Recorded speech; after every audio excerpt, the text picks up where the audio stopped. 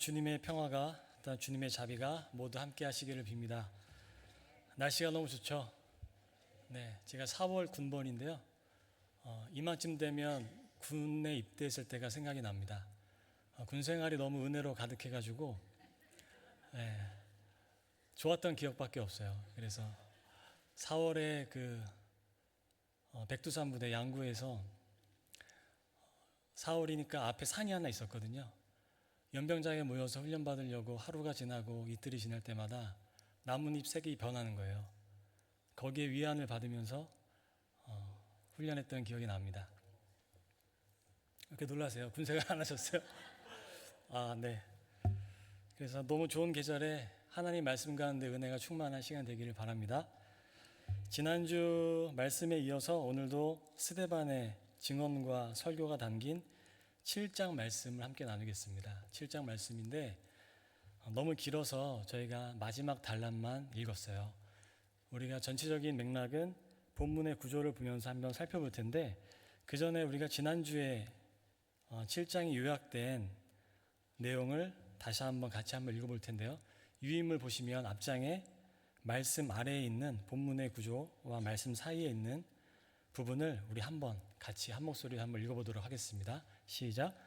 공회 앞에 서게 된 스데반은 단순히 자신을 변호하기보다 이스라엘의 역사를 되짚어 보며 하나님께서 어떻게 일해 오셨는지를 설명합니다. 스데반은 아브라함의 부르심과 요셉, 모세 등으로 이어지는 이야기를 통해 하나님은 성전이나 율법에 갇혀 계신 분이 아니시며 역사 속에서 사람들을 부르시고 함께 하시는 분임을 강조합니다. 또한 사람들은 하나님께서 보내신 자를 거부해 왔다는 사실을 보여주는데, 결국 이 이야기는 예수 그리스도를 거부한 이스라엘의 현실을 드러내기 위함이었습니다. 마지막 문장이 중요합니다. 그러니까 그 하나님께서 이루신 모든 역사 속에서 이스라엘은 끊임없이 하나님을 거부해 왔다는 것입니다. 그리고 종국에는 구약에서 예언된 예수 그리스도조차 거부했다. 그것이 바로 스데반이 설교하는 가장 중요한 메시지라고 할 수 있습니다. 그래서 오늘 본문의 구조를 살펴보면 7장 17절에서 60절 보시면, 먼저는 첫 번째 17절에서 38절은 모세를 부르시는 말씀입니다. 또 출애굽에 대한 말씀이 나오는데 굉장히 모든 설교 부분 중에서 가장 길게 기록이 되어 있습니다. 이 부분의 핵심 메시지는 구원하시는 하나님에 대한 메시지를 담고 있어요. 그래서 하나님께서 어떻게 출애굽하셨고 시키셨고 어떻게 하나님께서 이스라엘 백성들을 구원하셨는지에 대한 메시지가 담겨져 있습니다. 그런데 그 메시지를 볼 때 우리가 하나 볼 말씀이 있는데요. 사도행전 7장 17절을 우리가 한번 함께 볼 텐데요. 7장 17절을 보면 이런 말씀이 있습니다. 하나님이 아브라함에게 약속하신 때가 가까우매, 이런 말씀이 있어요. 그러니까 이 모든 출애굽의 역사의 시작은 하나님의 약속하신 때, 하나님의 역사의 순간이 되었기 때문에 하나님께서 출애굽을, 그 구원의 역사를 시작하셨다는 거예요. 이것이 가장 중요합니다. 그리고 단락에서 또한 7장 39절을 보면 이렇게 기록되어 있습니다. 우리 조상들이 모세에게 복종하지 아니하고자 하여 거절하며 그 마음이 도리어 애굽으로 향하여. 그러니까 이 단락의 가장 핵심은 이스라엘은 결국 애굽으로 마음을 향했다는 겁니다. 하나님의 부르심을 배반하여서 결국에는 애굽으로 마음을 향하였다. 이것이 모세에 대한 설교를 하는 스데반의 증언의 가장 핵심적인 부분인 거죠. 그러다 보니 어떻게 됩니까? 39절에서 43절을 보면 결국에는 우상을 숭배하게 되죠. 아무것도 아닌 송아지를 만들어서 그것이 애굽에서부터 이스라엘을 구원한 신이라고 여기며 난리법석을 떠는 그런 장면이 나오는 거죠. 그래서 하나님을 저버리는 백성들에 대해서 나오게 되고, 세 번째 단락의 44절에서 50절은 다윗과 솔로몬으로 이어지는 성전 건축 사건이 기록되어 있습니다. 성전 건축이 기록되어 있는데 결국엔 이 말씀을 통하여 스데반이 전하고 싶은 건 하나님은 성전에 갇혀 계신 분이 아니시다. 그 말씀을 하고 싶은 거예요. 하나님은 결코 성전에 갇혀 계시지 않는다. 그 말씀을 하고 싶은 거고, 네 번째 단락인 51절에서 53절은 결국에 이 모든 이야기를 이스라엘의 역사를 쭉 하면서 마지막으로 어떻게 하냐, 하나님을 저버린 이스라엘의 역사를 들추어내면서 그들을 질책하고 있는 스데반의 모습이 나옵니다. 이제 마지막인데요, 다섯 번째 단락을 보시면 54절에서 60절에 스데반의 순교가 나오고, 순교하는 그 시점에 스데반은 하나님의 영광을 보고 하나님의 보좌 우편에 서 계신 예수 그리스도를 보게 됩니다. 그래서 이 장면들을 통해 무리들의 완악함이 더 거세게 드러나게 되고, 마지막에 결국엔 무리들을 용서하는 스데반의 모습이 나오면서 이 7장이 맞춰지게 됩니다. 이해가 다 되셨죠? 이것을 아시면 오늘 여기서 설교를 끝내겠습니다. 왠지 모르시는 눈빛이어서 조금 감사합니다. 그래서 오늘 말씀을 이해하고 묵상하기 위해선 과연 구약 성경이 무슨 말씀을 하고 있는지를 우리가 좀 살펴봐야 돼요. 구약 성경을 이해하는 여러 가지 관점이 있겠지만, 제가 함께 한번 이 시간 생각해 보고자 하는 건 하나님을 향한 인간의 반복된 그 거부, 그 배반의 관점으로 구약 성경을 한번 이해해 보면 좋겠습니다. 구약 성경에서 계속 반복하고 강조하는 것이 무엇인지 아시나요? 그건 율법에 대한 순종이죠. 그리고 하나님의 말씀을 온전히 지키라는 명령이 구약 성경에는 처음부터 끝까지 기록되어 있습니다.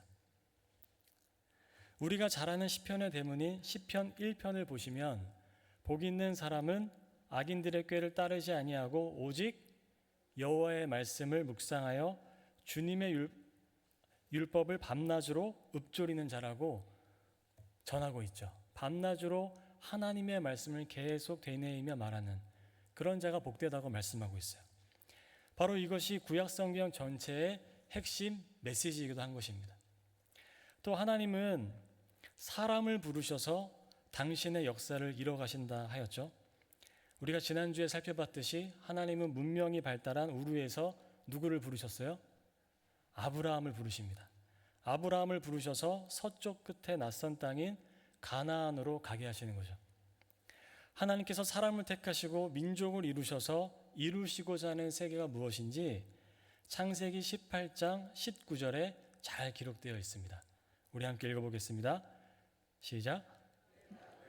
그 자식과 건속에게 명하여 여호와의 도를 지켜 의와 공도를 행하게 하려고 그를 택하였나니. 아멘. 새한글 성경으로 보면 조금 더 이해가 쉽습니다. 여호와의 길을 지켜 공의와 정의를 실행하려고 한 것이다, 이렇게 말씀하고 있어요. 여러분, 우리가 공의라는 말을 잘 듣는데 여러분, 공의가 무엇인가요? 네, 하나님이 보시기에 올바른 것 맞습니다. 공의의 원뜻은 나무 막대기라는 뜻이에요. 하나의 척도로서의 역할을 하는 거죠. 그래서 공의가 무엇이냐면 하나님의 백성으로 살아가게 되는 기준이에요. 그럼 정의는 무엇이죠? 정의는 그 공의가 실현되는 구체적인 모습입니다.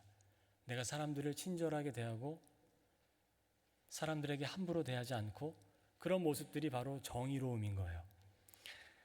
그러니까 하나님은 부르시는 사람, 그 민족을 통해 하나님의 질서인 여호와의 길을 지켜 공의와 정의를 나타내시고자 했던 겁니다. 그것이 하나님께서 사람을 부르시는 이유예요. 또한 신명기에서 모세는 출애굽 2세대에게 하나님의 율법을 지킬 것을 반복적으로 전하고 있습니다. 6장 1절에서 5절은 이렇게 말씀합니다. 조금 길지만 한번 읽어보겠습니다. 시작. 이는 곧 너희의 하나님 여호와께서 너희에게 가르치라고 명하신 명령과 규례와 법도라. 너희가 건너가서 차지할 땅에서 행할 것이니 곧 너와 내 아들과 내 손자들이 평생에 내 하나님 여호와를 경외하며 내가 너희에게 명한 그 모든 규례와 명령을 지키게 하기 위한 것이며 또 내 나를 장구하게 하기 위한 것이라. 이스라엘아, 듣고 삼가 그것을 행하라. 그리하면 내가 복을 받고 내 조상들의 하나님 여호와께서 내게 허락하신 같이 적과 꿀이 흐르는 땅에서 내가 크게 번성하리라. 이스라엘아 들으라. 우리 하나님 여호와는 오직 유일한 여호와이시니 너는 마음을 다하고 뜻을 다하고 힘을 다하여 내 하나님 여호와를 사랑하라. 아멘. 구약에 많은 사건들이 있죠. 구약의 많은 사건들 속에서 이 신명기 언약은 일종의 주춧돌로서 하나의 기준으로서 작용합니다. 그러니까 이스라엘 민족의 거역과 배반은 신명기 언약에 대한 거역이자 배반인 거예요. 다 그런 식으로 작용을 합니다. 이렇듯이 구약 성경은 계속해서 율법을 지킬 것을 전하고 유일하신 하나님과 사랑의 관계를 맺어야 함을 전함에도 불구하고 결국엔 어떻게 되었음을 말씀하고 있는 것일까요? 결국엔 인간은 그렇게 살아가는 삶에 실패했다는 것입니다. 구약은 그 얘기를 하고 싶은 거예요. 인간은 결국엔 실패했다. 이는 로마서에서 사도 바울의 논증과도 같습니다. 로마서 3장 9절에서 12절 말씀 우리 함께 읽어보겠습니다. 시작. 그러면 어떠하냐? 우리는 나으냐? 결코 아니라. 유대인이나 헬라인이나 다 죄 아래에 있다고 우리가 이미 선언하였느니라. 기록된 바 의인은 없나니 하나도 없으며 깨닫는 자도 없고 하나님을 찾는 자도 없고 다 치우쳐 함께 무익하게 되고 선을 행하는 자는 없나니 하나도 없도다. 아멘. 11절을 강조하고 싶었나 봐요. 한 번 더 나오는데 율법을 맡은 유대인도 또 이방인의 헬라인도 다 어떻다는 겁니까? 모두가 다 죄 아래 있다는 거예요. 이것이 인간의 실존이라는 겁니다. 아무리 애써도 실패할 수밖에 없는 존재, 율법을 맡은 자로서 지키라고 명은하지만 정작 명하는 자도 지키지 못하는 모순을 안고 살아갈 수밖에 없는 존재, 그게 바로 인간이라는 거예요. 그러니 구약 성경은 단지 율법에 대한 절대 순종의 말씀을 전하고 있는 것은 아닙니다. 오히려 구약 성경은 절대 순종이 아니라 이렇게 이스라엘을 살아보려고 했는데 어떻게 되었는지 아니? 결국엔 실패했어. 이렇게 살아가라고 그렇게 명하였지만 이스라엘은 실패했어. 그 얘기를 하고 싶은 겁니다. 이렇게 인간의 한계를 전하고 있는 거예요. 그건 단지 나약함으로 포장된 자기 위안 같은 것, 그런 나약한 위안 같은 것이 아닙니다. 아주 근본적인 인간의 실존, 그 존재 상태를 구약 성경은 전하고 있는 거예요. 단순히 하나님 믿으면 복 받는다 그 얘기하는 거 아닙니다. 구약 성경은. 아브라함에게 말씀하신 정의와 공의의 삶에 실패했고 신명기에서 전하는 하나님 사랑과 이웃 사랑에도 실패했어요. 출애굽을 통해 이스라엘을 해방시키신 하나님의 역사는 또다시 스스로를 바벨론 포로로 예속시키는 역사로 종결되는 거예요. 포로에서 포로로 끝나는 삶. 비록 해방은 되었지만 또다시 로마의 압제에 들어가는 삶. 그것이 바로 이스라엘의 역사라는 겁니다. 그것이 바로 인간의 역사라는 거예요. 결국 구약 성경은 오늘 사는 우리에게 이스라엘 백성들이 지켜야 했던 그 율법 준수, 너희도 열심히 하면 지켜봐, 그걸 증거하기 위해 존재하는 것이 아니고 구약에 드러난 인간의 철저한 실패를 통해 우리의 시선이 어디를 향해야 하는지, 우리는 어디로 가고 있는 존재인지를 말하고 싶은 겁니다. 근데 우리는 계속 구약으로 돌아가려고 그러죠. 무엇을 못하면 계속 저주받은 자처럼 살아가고 우리는 계속 구약으로 돌아가죠. 근데 하나님은 그 구약의 실패를 보며 너희의 시선을 이제 다른 곳으로 좀 옮겨봐 라고 얘기하고 싶으신 겁니다. 여기까지 따라오셨죠? 유인물의 구약의 메시지까지 했습니다. 그러면 스데반이 전하는 메시지는 무엇일까요? 우리가 다 읽진 않았지만 스데반 역시 17절 이하에서 이 사실을 전하는 겁니다. 하나님은 아브라함을 택하셨고 요셉을 이집트로 미리 보내시기도 하셨고 위대한 선지자인 모세와 예언자들을 통해 계속해서 하나님 자신을 드러내셨지만 종국에는 어떻게 되었다는 것입니까? 하나님을 계속해서 반복하여 집요하게 거역해 왔다는 거예요. 그것이 바로 스스로 선민이라고 착각하고 있는 이스라엘의 현 상태라는 겁니다. 결정적으로 이스라엘은 구약의 실패 속에서도 여전히 희망을 주시는 그 하나님의 약속으로 오신 메시아 예수 그리스도를 눈으로 보면서도 전혀 받아들이지를 않았습니다. 특히 종교 지도자들은 아주 적극적으로 메시아이신 예수님을 거역했어요.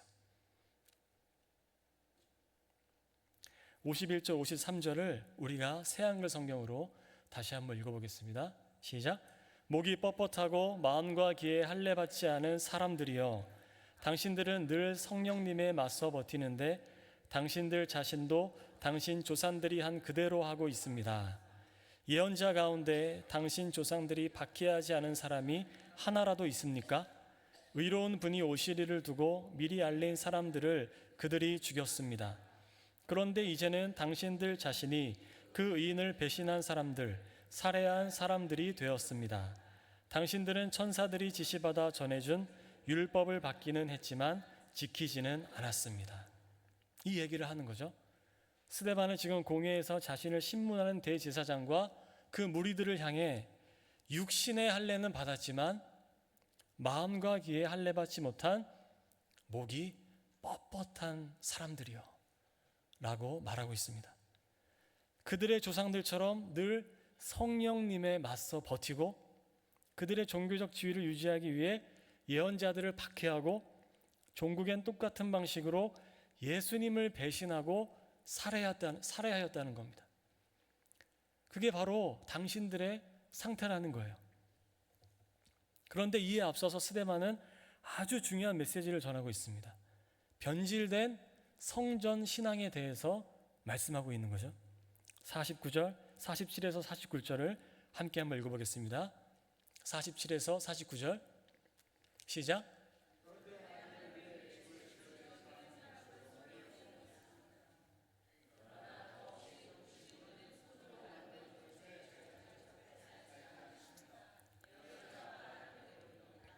하늘은 내 임금자리이며 땅은 내 발 받침대이다. 그런데 너희가 나를 위해 무슨 집을 짓겠다는 것이냐?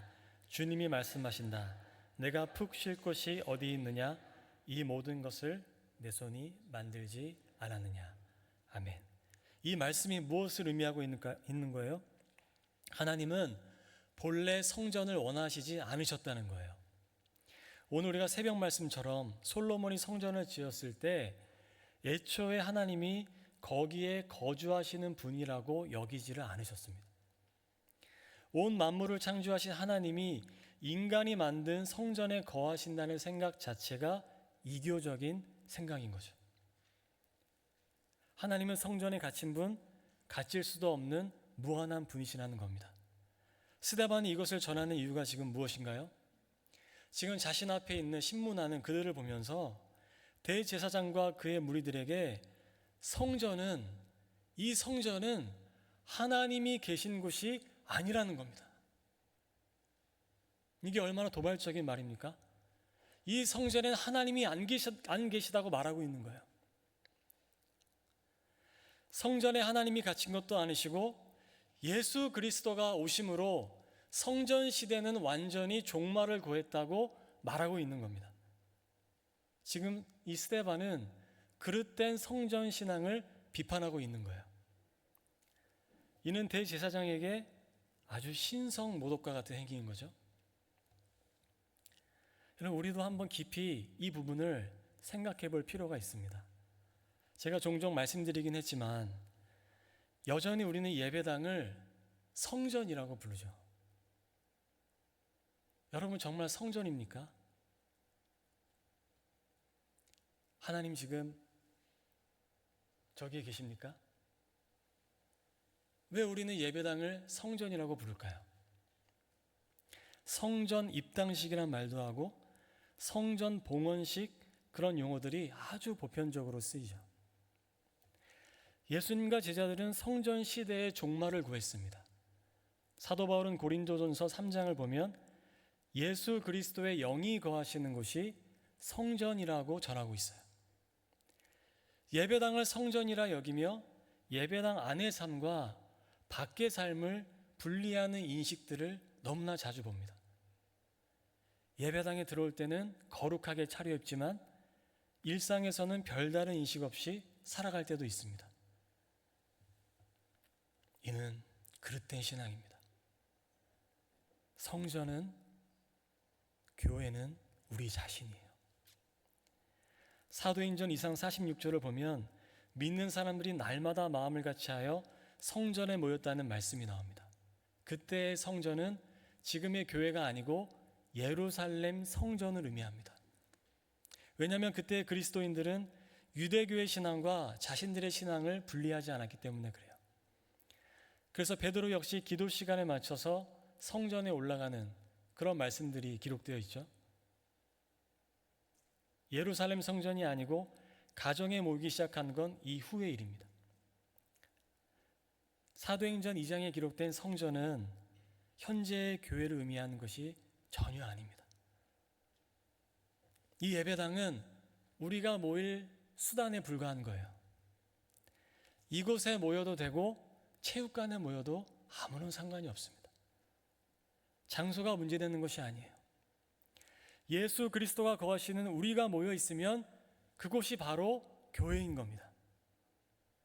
그러니 예배당을 성전으로 여기고 싶은 순수한 갈망은 좋다 해도 더 이상 우리는 이 예배당을 성전이라고 말해서도 안 되고 성전이라고 여겨서도 안 됩니다. 그건 예수님이 이루신 교회됨에 어긋나고 사도들과 제자들이 죽음을 무릅쓰고 전한 복음의 가치에 맞지가 않기에 그렇습니다. 이 공간을 거룩하게 여길 것이 아니라 우리의 내면과 우리의 삶 자체를 거룩하게 여겨야 돼요. 이 예배당을 들어올 때마다 우리는 오늘 예배가 끝나고 저 예배당을 나갈 때 우리의 삶의 자세를 오히려 더 살펴야 하는 겁니다. 아직도 구약적인 사고관, 신앙관에 젖어 있는 모습들이 있습니다. 여러분, 구약을 넘어서야 돼요. 새 술은 새 포도주에 담아야 하는 것입니다. 넘어서지 않으면 안 됩니다. 스데반은 이렇듯 대제사장들과 그 무리들의 심기를 건드리는 거예요. 그 결과가 무엇인가요? 54절 말씀을 보면 제가 읽습니다. 그들이 이 말을 듣고 마음에 찔려 그를 향하여 이를 갈거늘. 그들은 그들의 종교관과 그들이 살아온 역사의 방식을 벗어나지를 못해요. 그들에게는 율법의 기준에 따라 무엇을 지키는지 지키지 않은지가 중요한 겁니다. 율법의 의미보다 문자적인 표면만이 중요한 겁니다. 그들은 그렇게 살아왔기 때문에 사람 역시 그렇게 보는 거예요. 너 무엇을 지키는지 안 지키는지 한번 보자. 그런 식으로만 세상을 보는 겁니다. 그런 식으로만 사람을 보니까 그것만이 중요한 거예요. 그런 그들에게 하나님은 자신들의 지위를 유지해 주실 수단에 불과한 거죠. 그들에게는 하나님이 없는 겁니다. 그들이 그렇게 마음이 찔리면서도 이를 갈고 있을 때 스데반은 하나님의 영광을 보죠. 우리 55절의 말씀 함께 읽습니다. 55절.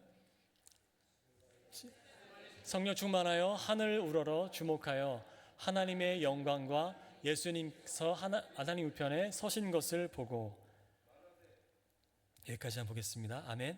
하나님 우편에 계시니가 누구를 의미하는지 이 구약 성경에 해박한 대제사장들은 정확하게 알고 있습니다. 왜냐하면 시편 110편에 이렇게 기록되어 있거든요. 여호와께서 내 주에게 말씀하시기를 내가 내 원수들로 내 발판이 되게 하기까지 너는 내 오른쪽에 앉아 있으라 하셨도다. 이 말씀에서 주는 메시아로 오실 예수 그리스도를 의미합니다. 예수님은 마태복음 22장에서 이 말씀을 언급하시면서 자신이 그저 다윗의 육체로 오실 분이 아니고 그것을 초월한 그리스도로 오실 것임을 말씀하세요. 우리가 읽지는 않겠지만 그렇게 예수님은 전하십니다. 대제사장들과 그 무리들은 보좌 우편이 의미하는 바를 정확하게 알고 있는 거예요. 스데반은 성령이 충만하여 하나님의 영광과 죽으시고 부활하셔서 진정한 통치자로 등극하신 예수 그리스도를 그 죽음의 상황 속에서 바라보고 있습니다. 여러분, 그 기분이 상상이 되시나요? 여러분, 성령이 충만하다는 건 무엇이라고 생각하시나요? 성령이 충만한 건 대제사장과 같은 그런 이들이 이를 갈며 도전해 오는 세상 속에서 하나님의 영광을 구하고 우리 삶의 진정한 통치자가 예수 그리스도이심을 신뢰하는 그 평온함, 그 평온함이 성령 충만이 아닐까 싶습니다. 성령 충만은 이 세상을 정죄하며 눈에 쌍심지를 켜고 늘 싸울 듯이 살아가는 게 아닙니다. 그건 대제사장과 같은 이들이 살아가는 방식인 거예요. 성령 충만은 세상을 끝까지 사랑하는 것이고 온전한 통치자이신 예수님을 따라 겸손과 자비의 방식으로 살아가는 겁니다. 스데반의 죽음과 대비되는 무리들의 모습이 이를 증언하고 있어요. 우리 57절과 59절까지 말씀 우리 한번 읽어보겠습니다. 시작. 그들이 큰 소리를 지르며 귀를 막고 일제히 그에게 달려들어 성문 밖으로 내치고 돌로 칠세 증인들이 옷을 벗어 사울이라 하는 청년의 발 앞에 두니라. 그들이 돌로 스데반을 치니 스데반이 부르짖어 이르되 주 예수여 내 영혼을 받으시옵소서 하고. 아멘. 여러분, 여기까지 빈칸 다 채우셨나요? 네. 때로는 우리들도 무리들처럼 살아가는 것을 신앙이라고 여길 때가 있는 것 같아요. 우리의 것을 지키기 위해 싸우고 이를 악물어서 지키고 심지어 나와 다른 이들을 막 죽이려까지 하는 거죠. 미워하고 비판하고 배제해버리면서도 우리는 그것을 신앙이라고 여길 때가 있지 않으세요? 여러분, 솔직히 그럴 때 있지 않으십니까? 아닙니다. 이건 신앙이 아니에요. 예수님의 보이신 길이 아니에요. 대제사장과 같은 이들의 길입니다. 오히려 신앙은 나를 내어주는 거죠. 스데반은 그렇게 자신을 내어주고 있습니다. 60절과 같이 죽음 앞에서도 절규하면서 주여 이 죄를 그들에게 돌리지 마옵소서 간구하고 있는 거죠. 예수님의 모습이 오버랩되는 장면이잖아요. 스데반은 예수님의 영으로 가득 차 있던 사람인 겁니다. 제가 지난 국내 성지 순례를 다녀와 보니 6.25 전쟁 때 희생당한 분들이 정말 많았습니다. 그야말로 전쟁 중에 일어난 끔찍한 학살이었어요.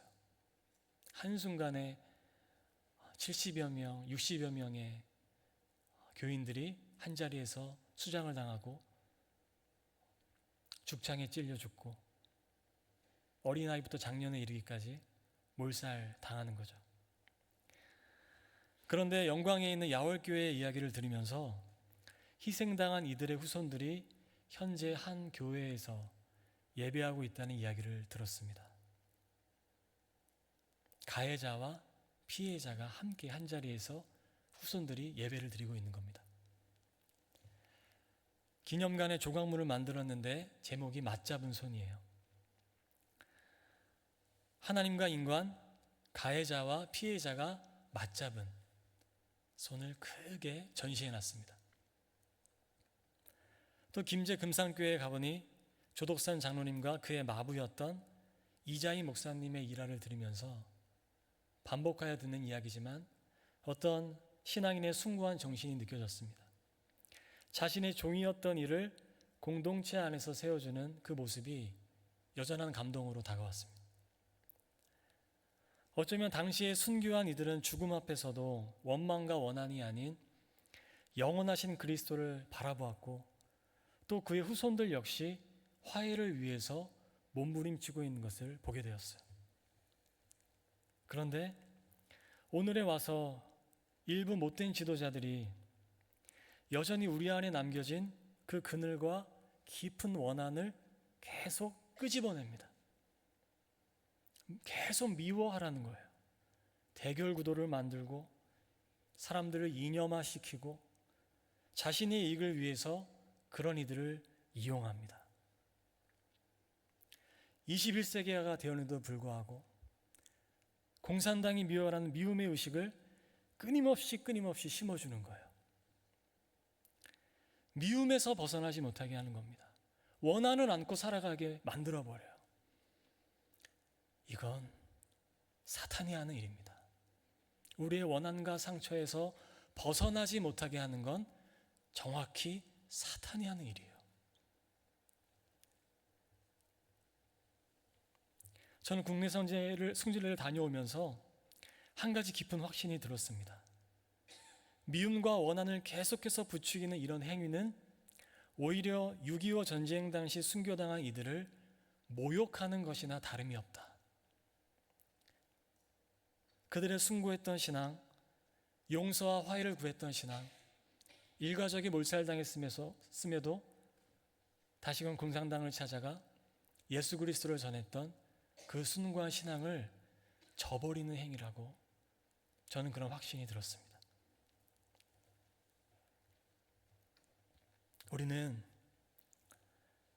대제사장과 무리들을 통해서 역사를 통해 이어져 온 자신들의 실패를 인정하지 않을 수 없습니다. 우리는 대제사장의 길을 가야 하지 않고 스데반의 길을 가야 하는 거죠. 그것이 우리가 가야 할 길입니다. 미움과 원망과 이를 갈며 서로를 바라보는 것이 아니고 주님께 우리의 삶을 내어 맡기는 길인 거죠.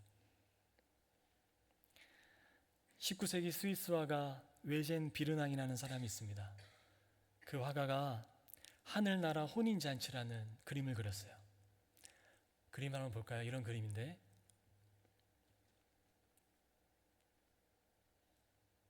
네, 잘 보이시나요? 그림을 보면 아이들의 손에 이끌려 혼인잔치에 초대받은 눈머니가, 황색 옷을 입은 눈머니가 지금 인도함을 받고 있죠. 그리고 뒤이어서 아주 누추한 옷을 입고 완전히 파리해진 얼굴을 한 가족들이 따라가고 있습니다. 또 그 뒤로 두 젊은이의 부축을 받은 다리 저는 사람이 보여요. 그들을 뒤이어 따르는 이들도 잘 보이지 않지만 아주 초라한 사람들입니다. 그런데 여러분이 볼 때 오른쪽을 보면 흰 옷을 입은 소년이 그들을 존중하는 아주 겸허한 자세로 그들을 겸허하게 맞아들이고 있습니다. 또 그 소년 뒤편을 보면 한 여인이 정성스럽게 흰 옷을 입히고 있는 장면이 있어요. 하나님 나라가 무엇인지, 하나님 나라가 어떤 이들에게 열려 있는지 잘 보여주는 그림이 아닌가 싶습니다. 부활 후에 실패감 속에 젖어 있는 제자들에게 예수님은 찾아가셔서 너희에게 평강이 있을지어다 말씀하시죠. 구약을 넘어 우리에게 오신 예수님은 실패한 이들에게 저주를 퍼붓지 않으시고 너희의 실패의 자리가 내가 오는 자리라고 말씀하십니다.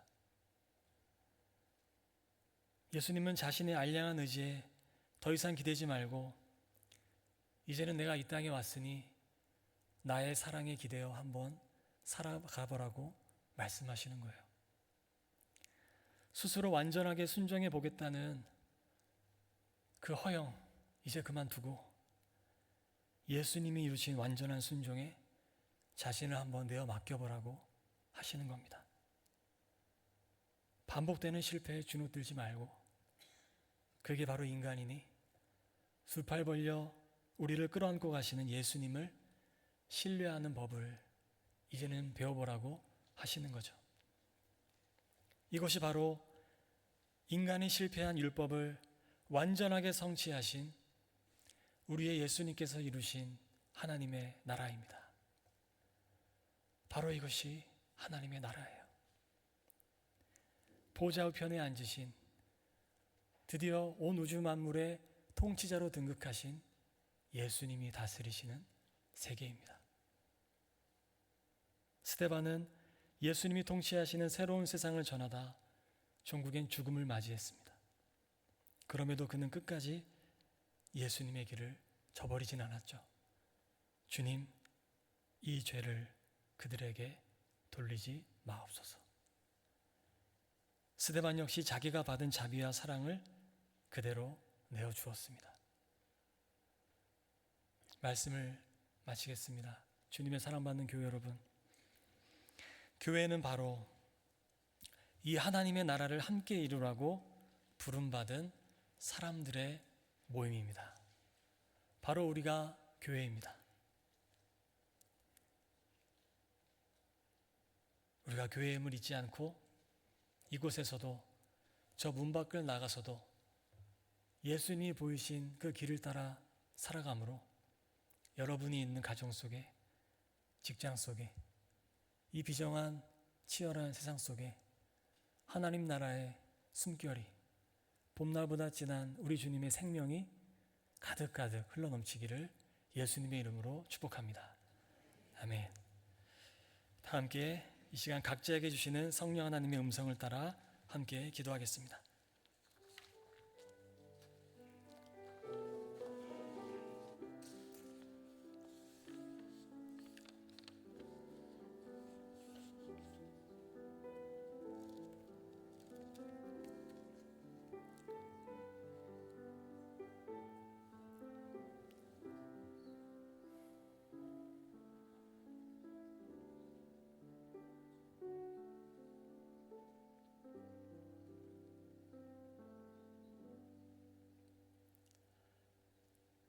구약을 넘어 역사를 관통하여 우리를 찾아오신 주님, 그 사랑이 얼마나 놀라우신지 상한 갈대를 꺾지 않으시는 그 주님의 자비하심을 배우기를 원합니다.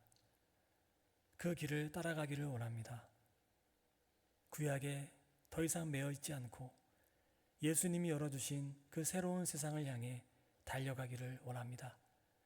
우리 교회가 그렇게 쓰임받기를 원합니다.